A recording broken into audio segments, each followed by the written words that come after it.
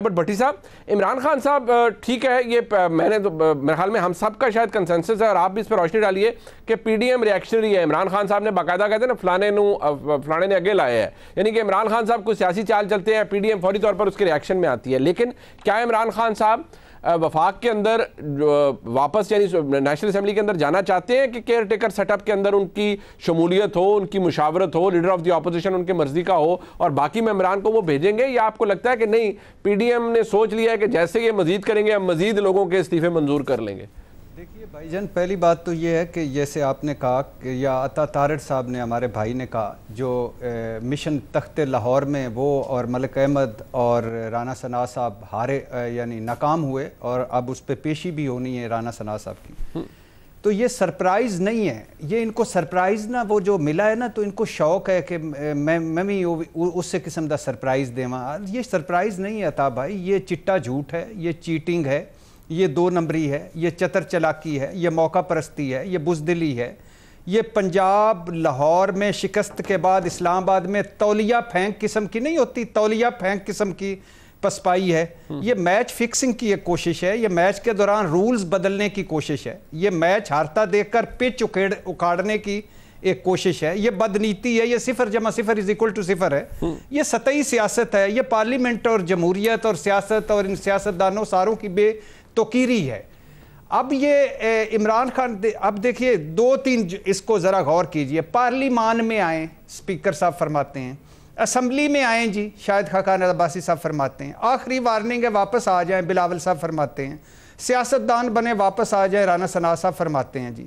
اچھا، جن کے استعفے ہیں وہ ایک ایک کر کے آئیں، اور آرٹیکل 64 جو ہے، 64 آرٹیکل جو ہے وہ ہاتھ سے لکھا ہوا استعفیٰ، اور پھر جب استعفیٰ آئے گا تو اسپیکر ان کو بلائے گا۔ مجھے بتائیے، پہلے 11 کو چھوڑ دیجئے جی، اب یہ جو 35 ہے ان میں کتنے ہاتھ کے لکھے ہوئے ہیں، اور دوسری بات ہے ان میں سے کتنے ایک ایک کر کے اسپیکر صاحب کے پاس آئے ہیں؟ بالکل ٹھیک۔ اور تیسری بات یہ ہے کہ آرٹیکل 64 میں لکھا ہے کہ میڈیا پہ جو بات کرے گا استعفے کی اس کی استعفیٰ منظور ہو جائے گا۔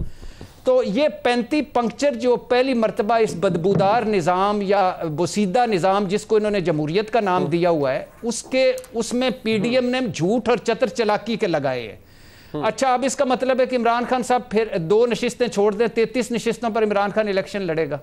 اب اس میں الیکشن کمیشن کی پارٹی بازی دیکھیں کہ الیکشن کمیشن جو اسلام آباد الیکشن کروا نہیں سکتا، کراچی میں ریگنگ رکوا نہیں سکتا، اور ایک ہی کام لگا ہوا ہے عمران خان کے خلاف، وہ نا ہر فیصلہ توہین الیکشن کمیشن، ممنوع فنڈنگ، توشہ خانہ، اور پھر اس کے بعد جو آتا ہے اس کے دھڑا دھڑ نکال کے کرتا ہے۔